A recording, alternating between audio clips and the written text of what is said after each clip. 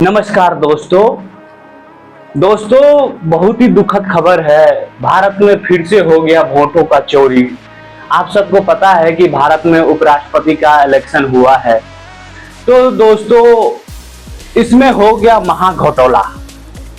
हमारे राहुल गांधी, जिन्होंने कितना मेहनत किए हैं वोट चोरी के लिए कि वोट चोरी ना हो, उन्होंने ईवीएम हैकिंग पे कितना मेहनत किया कि ईवीएम हैकिंग ना हो, उन्होंने वोटर लिस्ट पे कितना मेहनत किया कि वोटर लिस्ट से लोगों का नाम ना काटा जाए। लेकिन ये इलेक्शन उपराष्ट्रपति का था दोस्तों। इस इलेक्शन में हमारे राहुल गांधी के साथ क्या हो गया? हमारे राहुल गांधी जी बहुत ही अफसोस जता रहे हैं। कांग्रेस महागठबंधन सदमे में पड़े हुए हैं। उसके साथ भयंकर हैकिंग हो गया दोस्तों। इस बार ना ईवीएम हैकिंग हुआ है, ना वोटर लिस्ट हैकिंग हुआ है, इस बार तो डायरेक्ट सांसद ही हैक हो गया है दोस्तों।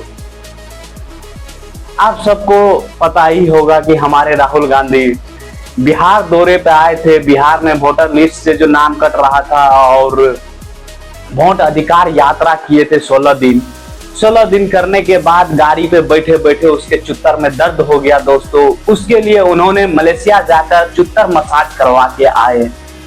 अब ये बताना बहुत मुश्किल है दोस्तों कि चुत्तर मसाज करवाए किससे, लेकिन करवा के तो आए हैं। अब पता नहीं पीछे का ही मसाज करवाए कि आगे का भी करवाए, ये तो राहुल गांधी जी ही बताएंगे। लेकिन दोस्तों अभी हम बात करते हैं सांसद की हैकिंग पे। तो दोस्तों आप सबको जानकारी के लिए बता दूं कि उपराष्ट्रपति के इलेक्शन में सिर्फ सांसद ही वोट दे सकते हैं। उसमें आम जनता का कोई लेना देना नहीं रहता है, तो उसमें सिर्फ सांसद को ही वोट देने का अधिकार है।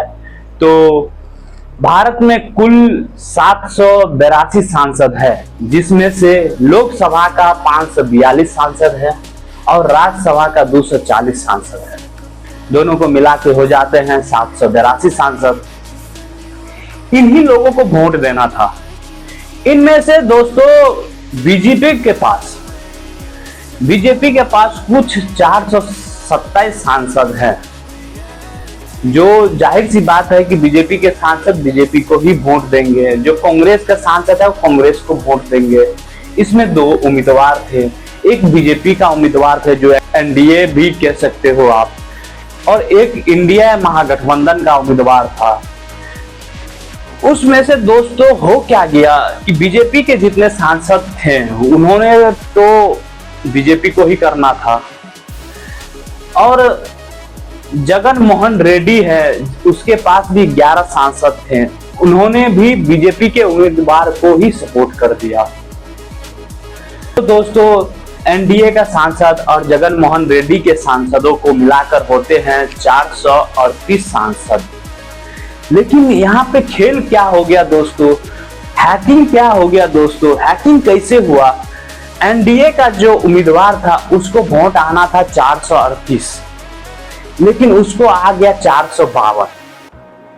14 वोटें बढ़ गया दोस्तों।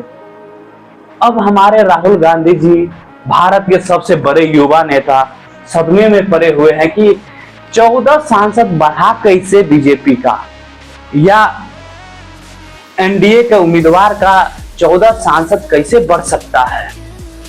अब वो इस सोच में पड़ गया है कि हमारे 14 सांसद घट गए। जाहिर सी बात है दोस्तों कि सांसद की संख्या फिक्स है, तो बीजेपी मतलब एनडीए का जो उम्मीदवार है उसका सांसदों की संख्या या वोटों का संख्या बढ़ रहा है, तो उसमें जाहिर सी बात है कि कांग्रेस का ही आया होगा सीटें, कांग्रेस का ही वोट आया होगा दोस्तों। कांग्रेस का सांसदों की हैकिंग हो गया। वो 14 सांसद क्रॉस वोटिंग कर दिए। उन्होंने एनडीए का जो उम्मीदवार था उसे सपोर्ट कर दिया, और उसी तरह से हमारे सीपी राधाकृष्ण जी भारत के उपराष्ट्रपति बन गए हैं।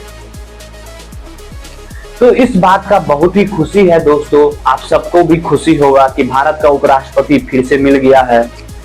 लेकिन इस खुशी से बहुत ही नाराज है हमारे राहुल गांधी जी। इतना मेहनत किया है वोट चोरी, ईवीएम हैकिंग और वोटर लिस्ट हैकिंग पे, लेकिन इस बार उसका सांसद हैकिंग हो गया दोस्तों। कई जगह ऐसे घटना देखने को मिला दोस्तों। आप सबको पता है कि पिछले बार मध्य प्रदेश में भी इसका विधायक गायब हो गया था, पार्टी बदल लिया। उसी तरह से कहीं न कहीं इसका बदलते रहता है।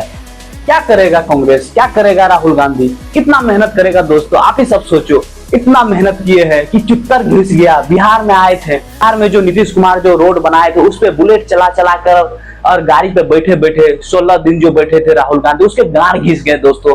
उसके पता नहीं चुत्तर में कितने दर्द आ गए दोस्तों। उसे चुत्तर का मसाज कराने मलेशिया जाना पड़ा दोस्तों। इतना मेहनत करते हैं राहुल गांधी जी, उसके चुत्तर में दर्द आ जाए। फिर भी हमारे भारत के लोग कभी हैक हो जाते हैं, कभी भारत के सांसद हैक हो जाते हैं। इसके बारे में क्या कह सकते हो दोस्तों?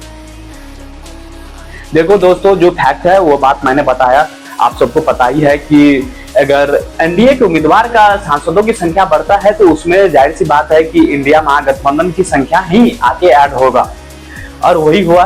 तो आप क्या कह सकते हो? अभी हम लोगों को खुश होना चाहिए कि सीपी राधाकृष्णन जी भारत के उपराष्ट्रपति बन गए, और अधिकतर यही होता है दोस्तों कि जिसका गवर्नमेंट रहता है उसी का राष्ट्रपति बनेगा, उसी का उपराष्ट्रपति बनेगा। तो उसी हिसाब से इस बार भी हुआ। इसमें कुछ पहले से ही फिक्स था कि मतलब उपराष्ट्रपति बनेगा तो वो सीपी राधाकृष्णन ही बनेगा, क्योंकि बीजेपी ने उसको उम्मीदवार बनाया है। तो इसीलिए, लेकिन यहाँ पे राहुल गांधी के लिए बड़ा टेंशन हो गया। वो 14 वोट अगर कांग्रेस के नेता को मिलता, कांग्रेस के उम्मीदवार को मिलता, फिर भी वो उपराष्ट्रपति नहीं बनता। लेकिन उसकी लॉयल्टी, उसका विश्वास